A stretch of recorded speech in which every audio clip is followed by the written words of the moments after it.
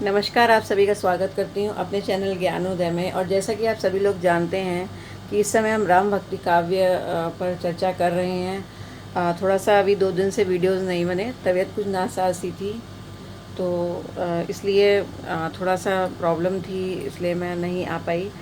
चलिए, तो अब आगे बढ़ते हैं राम भक्ति काव्य की ओर। ठीक है, देखिए पिछले वीडियो में जो मैंने एक आपको एक ट्रिक बताई थी नाभादास की, है ना, कि नाभादास, नाभादास का मतलब जो कि नाभि के दास होते हैं, यानी पेट के दास होते हैं। मैंने इस तरह से आपको ट्रिक बताई थी। तो देखिए, मैं बार बार आप लोगों से यही कहती हूँ कि मेरी ट्रिक्स का संबंध किसी भी व्यक्ति विशेष से नहीं होता। ये सब मनगढ़ंत बातें हैं, इनमें कोई सत्यता नहीं होती है। ये सिर्फ आपको याद करने के लिए होती है। ठीक है, तो मेरे पास एक कमेंट आया था कि वर्ग विशेष के लिए अगर ये उसकी भावनाओं को आघात पहुंचेगा वर्ग विशेष की ऐसी ट्रिक से, तो मैं माफ़ी चाहती हूँ। ऐसा कोई उद्देश्य नहीं है। मैंने किसी भी वर्ग विशेष के लिए कुछ भी नहीं ऐसा बोला है। ये सिर्फ एक ट्रिक है और ये सब असत्य बातें हैं। ठीक है, सिर्फ आपको लर्न कराने के लिए। तो चलते हैं हम आगे इसी तरह की कुछ और ट्रिक्स लेकर। देखिए, मैंने 20 रचनाएं आपको पिछले वीडियो में बताई थी, तो आज 21 से फिर से स्टार्ट करते हैं। देखिए, तो 21वीं जो रचना है वो है अवध विलास। ठीक है, 21वीं रचना कौन सी है? अवध विलास। तो अवध विलास जो कि 1643 में लिखी गई थी, और इसके जो रचयिता थे वो थे लालदास। ठीक है, इसके रचयिता कौन थे? लालदास। तो आप इसको लर्न कैसे करेंगे? देखिए, अवध और लाल। अब अवध और लाल को आप कैसे कनेक्ट करेंगे? आप इस तरह से करेंगे। देखिए, अवध में से आप आ हटा दीजिए। ठीक है, अवध में से आप क्या करेंगे? आ।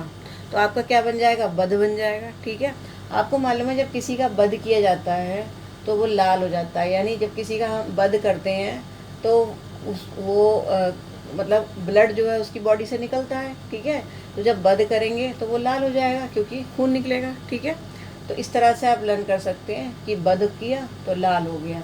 तो अवध विलास के जो रचयिता हो गए वो है लालदास। ठीक है, उसके बाद आते हैं कवित्र रत्नाकर। ये हैं सेनापति। इनके रचयिता सेनापति है। हालांकि सेनापति जो है वो रीतिकाल के कवि हैं, परंतु उन्होंने राम भक्ति काव्य इसको माना जाता है। जो कवित्र रत्नाकर है ये, ठीक है, ये राम भक्ति काव्य में आता है, इसलिए इसको यहाँ पर इसकी चर्चा चल रही है। हालांकि सेनापति जो है वो रीतिकाल के कवि हैं। ठीक है, तो देखिए कवित्र रत्नाकर। अब कवित्र रत्नाकर जो है इसको आप कैसे लर्न करेंगे? देखिए, कवित्र यानी कवि। ठीक है, कवि और सेना और रत्नाकर। ठीक है, देखिए सेनापति, सेनापति का काम क्या होता है? सेनापति जो है वो पूरी अपनी सेना को नियंत्रित करता है, कंट्रोल करता है, आदेश देता है। ठीक है, एक तरीके से जैसे क्रिकेट टीम में जो कैप्टन होता है उसका जो काम होता है वही सेनापति का काम होता है किसी भी युद्ध में। ठीक है, तो युद्ध क्या कर रहा है? अब ये सेनापति कैसे हैं? ये सेनापति क्या करते हैं? अपनी सेना को कंट्रोल करने के लिए कविताएं सुनाते हैं, और जब फिर भी कोई नहीं मानता है तो फिर क्या करते हैं? रत्नाकर, यानी वो रत्न आकर, यानी युद्ध में रत्न आते हैं, रत्न आकर बिखर जाते हैं। ठीक है, तो देखिए सबसे अच्छा तरीका क्या है? अगर कोई भी सेनापति है, ठीक है, तो वो अपनी सेना को कंट्रोल कैसे करेगा? वो अच्छी अच्छी कविताएं सुनेगा।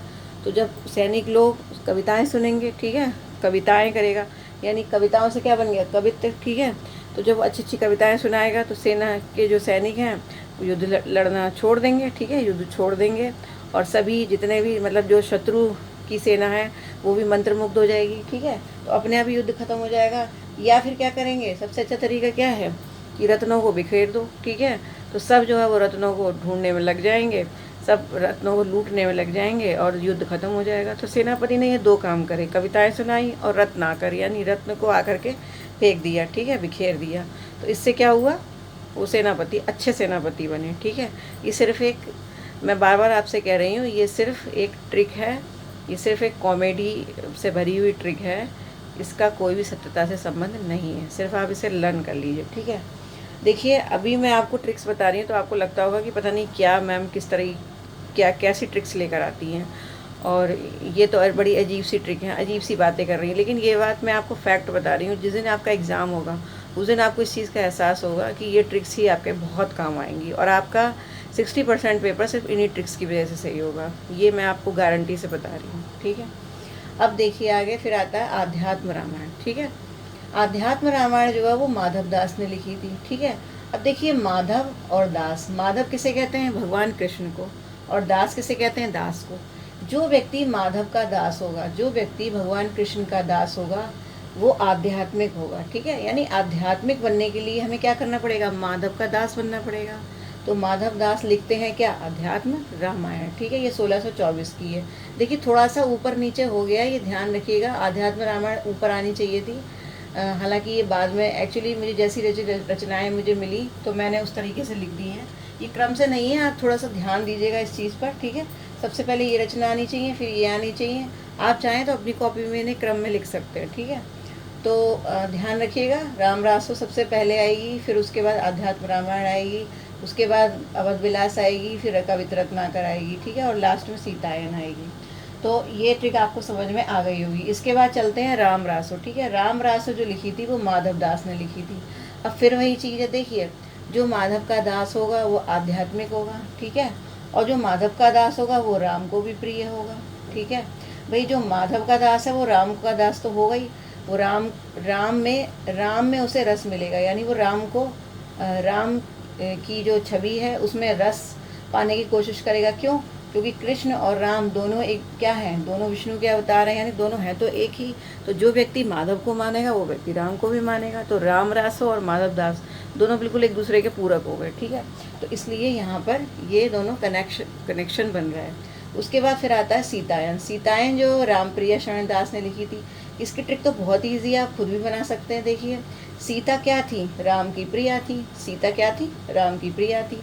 तो भाई सीधी सी बात है, सीतायन कौन लिखेगा? राम प्रिया यानी राम को राम की प्रिया। ठीक है, तो रामप्रिया शरण दास ने सीतायन लिखी। ठीक है, बिल्कुल सिंपल ट्रिक बन रही है, इसमें कोई भी आपको सोचने की ज़रूरत नहीं है। फिर आता है बाल रामायण, ये लिखी थी राजशेखर ने। अब इसको आप कैसे लर्न करेंगे? देखिए राज का मतलब होता है जो किसी के ऊपर राज करे। ठीक है, और शेखर का मतलब होता है जो किसी के शिखर पर बैठे। ठीक है, अब देखिए ऐसा कौन होता है जो हम पर राज करता है और हमारे सर पर बैठा रहता है?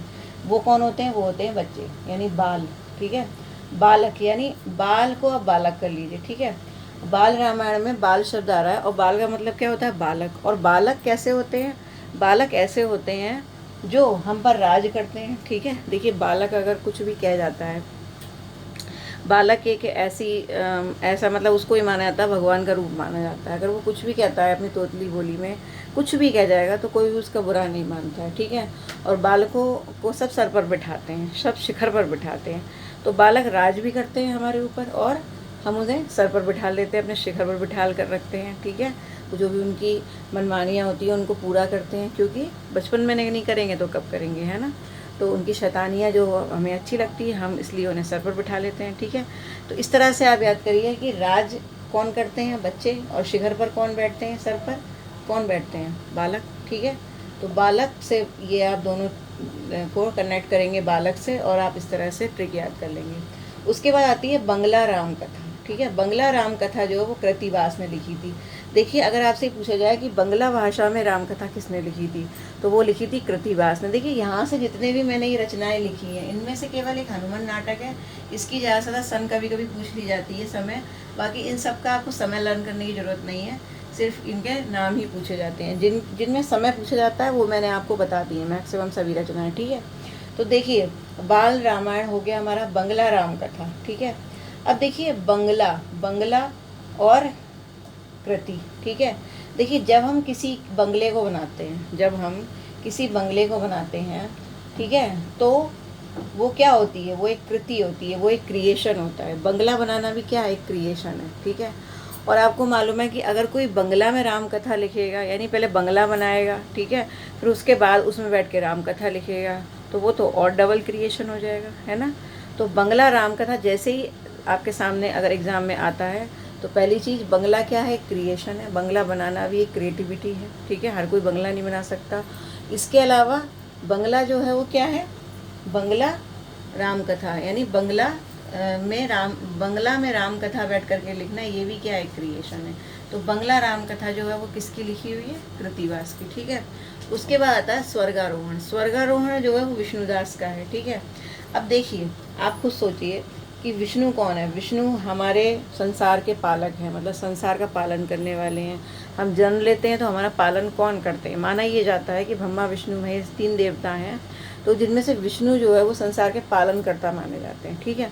अब देखिए विष्णु क्या कर रहे हैं, विष्णु संसार का पालन कर रहे हैं, लेकिन जब हम मर जाते हैं, जब हम मृत्यु को प्राप्त होते हैं, तो हम जब स्वर्ग में जाते हैं, स्वर्गारोहण, ठीक है, जब हम स्वर्ग में जाएंगे तो हमें सबसे पहले कौन मिलेंगे? विष्णु। भाई जो हमारा पालन करेगा वही तो हमें मिलेगा, ठीक है। तो जब हम स्वर्ग में जाते हैं तो सबसे पहले हमारा विष्णु से सामना होता है। क्यों? क्योंकि विष्णु ही पालन करता है।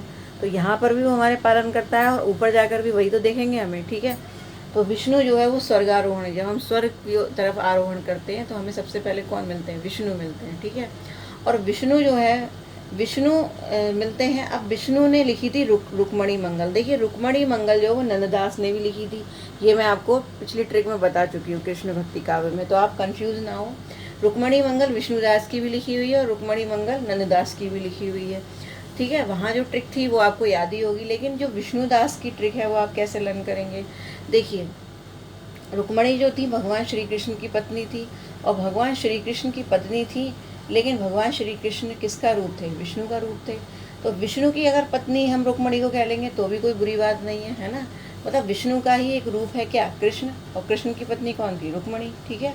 तो भले ही वो कृष्ण की पत्नी थी, लेकिन है तो ये विष्णु का ही रूप, ठीक है। तो रुक्मणी जो है वो विष्णु की पत्नी थी। रुक्मणी और विष्णु की जोड़ी बन रही है, जैसे रुक्मणी और कृष्ण की जोड़ी बन रही है, ठीक है। हालांकि रुक्मणी विष्णु की पत्नी नहीं है, विष्णु की पत्नी लक्ष्मी है, लेकिन यहाँ हम समझने के लिए, ट्रिक बनाने के लिए हम ऐसे याद कर लेंगे कि रुक्मणी की शादी किससे हुई? कृष्ण से हुई, और कृष्ण किसका रूप थे? विष्णु का, ठीक है। तो इस तरह से आप लर्न कर सकते हैं। उसके बाद फिर आता है वाल्मीकि रामायण हिंदी रूपांतरण। इसको तो आप ऐसे ही लर्न कर लीजिए कि विष्णुदास जो थे उन्होंने क्या करा था, जो वाल्मीकि रामायण थी उसका हिंदी रूपांतरण किया था। ये आपको वैसे ही लर्न होना चाहिए। पूछा जाता है कि वाल्मीकि रामायण का हिंदी रूपांतरण किस विद्वान ने किया था, तो वो कौन थे? विष्णुदास थे, ठीक है। उसके बाद आगे चलते हैं, फिर आता है मूल गोसाई चरित्र, ठीक है। मूल गोसाई चरित्र, तो देखिए आप बेनी को क्या कर लीजिए? बन। बेनी को क्या कर लीजिए? बन। बन का मतलब क्या हो गया? एक। और मूल, ठीक है। मूल से आप कर लीजिए मूली। मूल का क्या कर लीजिए आप? मूली।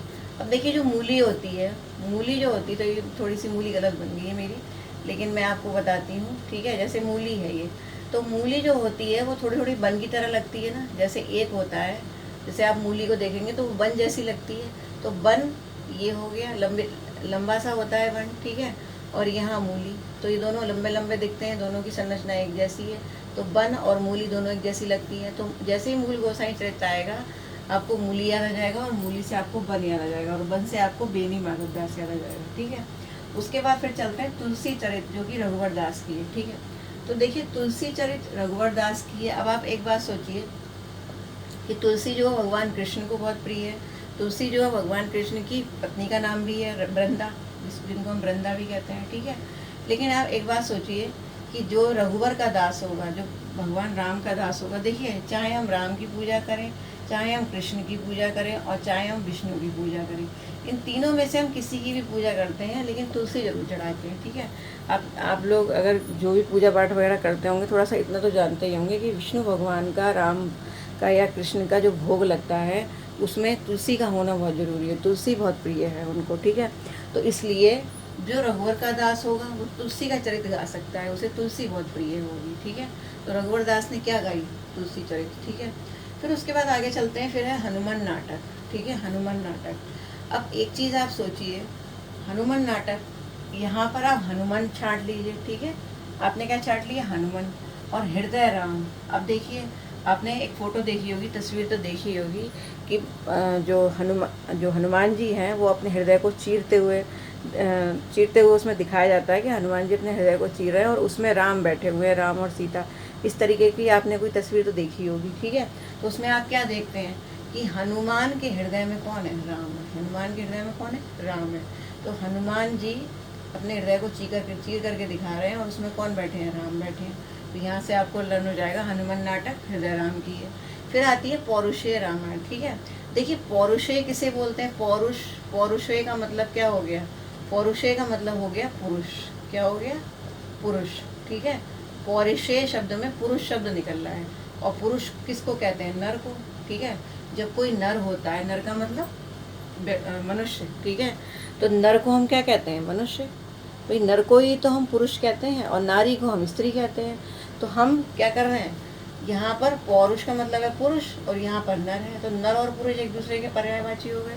ठीक है, तो यहाँ से आप लर्न कर सकते हैं कि पौरुष रामायण नरहरि बारहट की है। ठीक है, उसके बाद फिर आगे चलते हैं, फिर है रघुनाथ चरित। ठीक है, रघुनाथ चरित जो है वो परशुराम देव का है। ठीक है, तो इसको लर्न करने के लिए कोई भी कुछ ऐसी विशेष ट्रिक की जरूरत नहीं है। तो सीधा सीधा आप देख रहे हैं कि देखिए रघुनाथ को भी राम कहते हैं।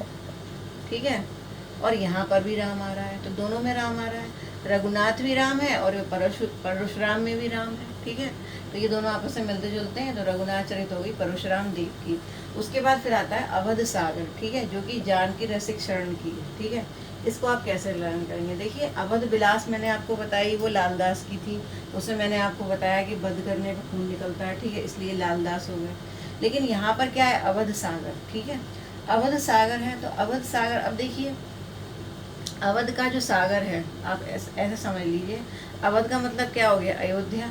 और अयोध्या के पास कौन सा सागर है? भाई अयोध्या के पास कौन सी नदी है? सरयू नदी। आप सागर से नदी समझ लीजिए, सागर मतलब पानी का कोई भी स्रोत। ठीक है, तो अवध के पास क्या है? सरयू नदी है। ठीक है, और जानकी रसिक शरण। ठीक है, तो अयोध्या के पास जो सरयू नदी है, उसमें जो लोग जानकी के रसिक होते हैं, यानी जो जानकी को ज़्यादा चाहते हैं, सीता जी को ज़्यादा चाहते हैं, राम को ज़्यादा चाहते हैं, वो उसकी शरण में आते हैं। किसकी? सरयू नदी की। जब भी आप अयोध्या जाते हैं, कोई भी अयोध्या अगर घूमने जाता है तो वो सरयू नदी में ज़रूर स्नान करता है, क्योंकि सिया राम के रसिक होते हैं वो लोग। ठीक है, तो उनकी शरण में जाना चाहते हैं, इसलिए सरयू नदी में स्नान जरूर करते हैं। तो अवध सागर यानी अवध के पास जो सागर है, अवध के पास जो नदी है, अवध के पास जो सरयू है, उसमें कौन स्नान करता है? वो स्नान करता है जो जानकी का रसिक होता है, यानी जानकी को चाहता है, राम को चाहता है। ठीक है, तो वो जाएगा। अब उसके बाद आपको मालूम है ना, पहले तो सीता का ही नाम आता है राम से। ठीक है, फिर आता है हनुमान पचीसी। देखिए इसमें कुछ ऐसा कोई रिलेशन नहीं बना था, इसको आप ऐसे याद कर लीजिए, चीसी और खींची, दोनों शब्द एक जैसे हैं। पचीसी और खींची, पचीसी और खींची, ये दोनों शब्द बिल्कुल राइमिंग में बैठ रहे हैं, एक दूसरे से मिलते जुलते लग रहे हैं। पचीसी और खींची, पचीसी और खींची। ठीक है, ये आप लर्न कर लीजिए। जैसे ही पचीसी आएगा और उसके अगर ऑप्शन में खींची लिखा हुआ है तो डेफिनेटली आपको याद आ जाएगा। ठीक है, तो पचीसी और खींची याद रखिए। ठीक है, हनुमत पचीसी भगवंत राय खींची की है। ठीक है, अच्छा अगर मान लीजिए अगर खींची नहीं भी लिखा होता है और भगवंत राय लिखा है, तो भगवंत राय में खींची लगता है, ये आपको पढ़ते पढ़ते खुद ही याद हो जाएगा। ठीक है, आप समझ जाएंगे अगर एग्जाम में आ भी जाता है। फिर उसके बाद है आनंद रघुनंदनम नाटक है। आनंद रघुनंदन नाटक जो है ये विश्वनाथ सिंह का लिखा हुआ है। ठीक है, तो देखिए अब एक बात सोचिए, विश्वनाथ, पूरे विश्व का नाथ कौन है? पूरे विश्व का नाथ कौन है? रघुनंदन है। ठीक है, रघुनंदन जो पूरे विश्व के नाथ हैं। ठीक है, और वो पूरे विश्व के नाथ हैं, इसीलिए वो हमें आनंद देते हैं। ठीक है, तो जो पूरे विश्व का नाथ होगा, देखिए आप खुद सोचिए कि आपको आनंद किसके पास मिलता है? आनंद आपको उस व्यक्ति के पास मिलता है जिसके पास थोड़ी पावर होती है, जो सबका प्रिय होता है ना, उसी के पास तो हमें आनंद मिलता है। ठीक है, तो क्या है कि जो विश्व का नाथ होगा, जो संपूर्ण विश्व का नाथ होगा, उसके पास बैठने में, उसको याद करने में आपको आनंद मिलेगा। क्यों? क्योंकि वो पूरे विश्व का नाथ है, पूरे विश्व को संभाले हुए है वो। ठीक है, तो विश्व के नाथ को याद करने में क्या मिलता है? आनंद मिलता है। और विश्व के नाथ कौन है? रघुनंदन है। ठीक है, फिर उसके बाद आगे चलते हैं मिथिला बिहार, ये है रसिक अली जी। ठीक है, अब एक बात सोचिए आप खुद, मिथिला बिहार, देखिए अवध सागर में कौन जाता है? जो जानकी के रसिक होते हैं। लेकिन मिथिला में कौन जाएगा? उसमें भी तो रसिक ही जाएंगे। ठीक है, उसमें भी तो रसिक ही जाएंगे। तो इस चीज़ का आपको ध्यान रखना है कि मिथिला में बिहार करेंगे तब भी रसिक लोग जाएंगे। ठीक है, और अगर देखिए उल्टा है यहाँ पर, थोड़ा सा इस चीज़ का ध्यान रखिएगा। अयोध्या में राम पैदा हुए थे, तो राम का जो जन्म स्थान है उसमें जानकी के रसिक जाते हैं, और जो जानकी का जन्म स्थान है उसमें भी रसिक जाते हैं। ठीक है, तो इस तरह से आप लर्न कर लीजिए, दोनों में रसिक जाते हैं, लेकिन जो अवध सागर है यानी जो अयोध्या है उसमें जानकी के रसिक जाते हैं। तो इस तरह से आप थोड़ा सा बना करके रिलेशन याद कर लीजिए। फिर आता है जानकी सहस्राम कृपा निवास। देखिए अगर आप जानकी के सहस्र नाम लेंगे, जहाँ सहस्र का मतलब क्या है, हजारों नाम, ठीक है, तो जानकी के अगर आप हजार बार नाम लेंगे तो आप पर क्या हो जाएगी, कृपा हो जाएगी, आपके निवास पर क्या हो जाएगी, कृपा हो जाएगी। क्योंकि आपको पता है कि जो जानकी हैं वो लक्ष्मी का रूप मानी जाती हैं, और जब आप जानकी का इतनी बार नाम लेंगे, जानकी के नाम से तपस्या करेंगे, हजारों बार उनका नाम लेंगे, तो जानकी आपके निवास में अगर बैठ जाएंगी, आप पर कृपा करेंगी, ठीक है। तो जानकी की कृपा अगर आपको पानी है तो जानकी के सहस्र नाम लेना शुरू कर दीजिए, ठीक है। तो ये हो गया जानकी सहस्र नाम। तो ये इस तरह से मैंने आपको 20 ट्रिक्स और बता दी हैं, 20 रचनाएं और बता दी हैं। देखिए इसमें से कुछ रचनाएं ऐसी हैं, यहाँ पर कुछ रचनाएं ऐसी हैं जिनके विषय में पूछा जाता है, वो मैं बता देती हूँ। बाकी ज़्यादा कुछ आपको, देखिए ज़्यादा से ज़्यादा इसके बारे में पूछा जाएगा कि वाल्मीकि रामायण का हिंदी रूपांतरण किसने किया, तो वो विष्णुदास ने किया, ठीक है। इसके अलावा देखिए बाल रामायण पर क्वेश्चन आता है, बंगला राम कथा, इस पर क्वेश्चन आता है, ठीक है। और कुछ ये 4-5 रचनाएं ऐसी हैं जिनके विषय में पूछ लिया जाता है, ठीक है। जैसे कि ये अवध विलास, ठीक है, अवध विलास। तो अवध विलास में लालदास ने क्या लिखा है ये आपको पता होना चाहिए, ठीक है। तो अवध विलास में, अवध विलास जो रचना है, इसमें राम जन्म से लेके राम के वन गमन तक की पूरी कथा है, ठीक है। अवध विलास में राम के जन्म से लेके राम के वन गमन तक की पूरी कथा है। अब बात करते हैं सेनापति की कवित्र रत्नाकर, ठीक है। तो सेनापति की जो कवित्र रत्नाकर थी उसमें क्या है, उसमें भी राम कथा का ही वर्णन है, ठीक है। देखिए जो रीतिकाल के कवि होते थे वो तरंगों में, जब मैं रीतिकाल आपको पढ़ाऊंगी तो बताऊंगी कि रीतिकाल के कवि जो वो तरंगों में वर्णन किया करते थे। तरंग क्या होता है, ये जब मैं वहाँ जाऊंगी तब आपको बताऊंगी रीतिकाल में। तो ये चौथी पांचवी तरंग वाली रचना है ये, कौन सी, कवित्र रत्नाकर। लेकिन कवित्र रत्नाकर एक राम कथा, इतना आपको पता होना चाहिए, बाकी तरंग वगैरह के बारे में कुछ नहीं पूछा जाएगा। सिर्फ आपको ये पता होना चाहिए कि कवित्र रत्नाकर जो है एक राम कथा है, सेनापति की लिखी हुई, ठीक है। उसके बाद फिर आगे चलते हैं, फिर आती है आध्यात्म रामायण, ठीक है। तो जो आध्यात्म रामायण है रचना, वास्तव में वो संस्कृत की जो आध्यात्म रामायण लिखी गई थी, ठीक है, संस्कृत की आध्यात्म रामायण जो लिखी गई थी उसी पर आधारित एक रचना है, ठीक है। संस्कृत में भी आध्यात्म रामायण लिखी गई है, ठीक है। अब किसने लिखी है, चलिए आप मुझे कमेंट करके बताइए कि संस्कृत में आध्यात्म रामायण किसने लिखी है, ठीक है। तो उसी का एक हिंदी रूपांतरण जैसा आध्यात्म रामायण किया है, आध्यात्म रामायण में माधव दास ने किया है, उसी को हिंदी में लिख दिया है, किसने, माधव दास ने, सॉरी हिंदी में नहीं बल्कि ब्रज भाषा में लिख दिया है, ठीक है। अब उसके बाद फिर आगे चलते हैं, फिर आती है राम रासो, ठीक है। तो राम रासो जो है ये भी माधव दास ने लिखी है, ठीक है।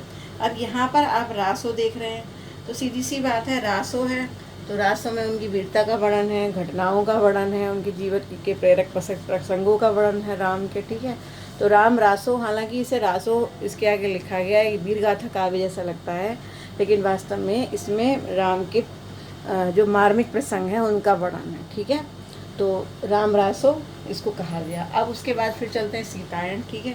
तो सीतायन एक बहुत ही सुंदर रचना लिखी हुई है रामप्रिया शरणदास की, और ये जो है इसमें है राम कथा का ही वर्णन, लेकिन इस कथा को लिखने के लिए उन्होंने सीता को ज़्यादा महत्व दिया है। यानी भगवान राम का जो भी चरित्र दिखाया गया है उसमें सीता को जो है आधार बना करके लिखा गया है, ठीक है।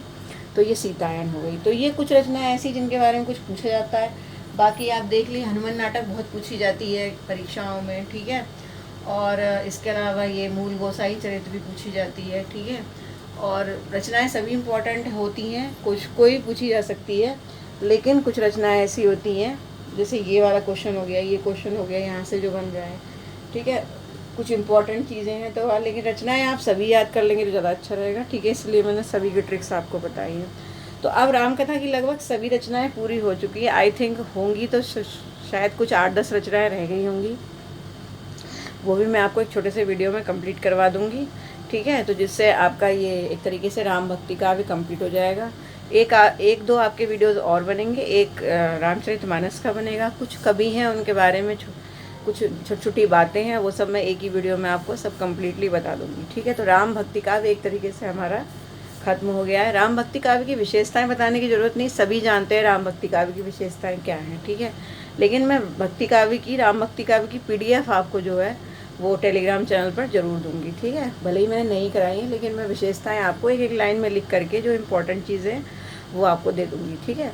तो इस तरीके से राम भक्ति काव्य हमारा कंप्लीट हो गया। अब जो है निर्गुण भक्ति काव्य स्टार्ट होता है। तो निर्गुण भक्ति काव्य में अब कबीरदास जी और निर्गुण भक्ति काव्य की विशेषताएं, निर्गुण भक्ति काव्य के रचनाकार मैंने ज़्यादातर करवा रखे हैं ट्रिक से, आप देख सकते हैं मेरी जो है प्लेलिस्ट में जा कर के। तो जो भी बचे हैं वो भी मैं कंप्लीट करवा दूँगी। तो अब जो है मैं अगला वीडियो जो है वो निर्गुण भक्ति काव्य का आपको दूँगी, बाकी जो छोटी छोटी चीज़ें हैं वो भी कम्प्लीटली करवा दूँगी, ठीक है। तो इसी तरह से देखते रहिए, चैनल को सब्सक्राइब कर लीजिए अगर नहीं किया है, और वीडियो को लाइक कीजिए, लाइक ज़रूर किया करिए। ये आपका दायित्व बनता है अगर आप देखते हैं, ठीक है। और अगर आपको नहीं अच्छा लगा तो डिसलाइक भी कर सकते हैं, लेकिन आप बताइए मुझे कि क्यों डिसलाइक किया है आपने, ठीक है। और इसके अलावा लगातार वीडियोस को देखते रहिए, अच्छे से पढ़ाई करते रहिए, याद करते रहिए, खुशी से पढ़िए, मन से पढ़िए। तो इन्हीं शुभकामनाओं के साथ, इन्हीं उम्मीदों के साथ फिर मिलती हूँ नेक्स्ट वीडियो में। नमस्कार।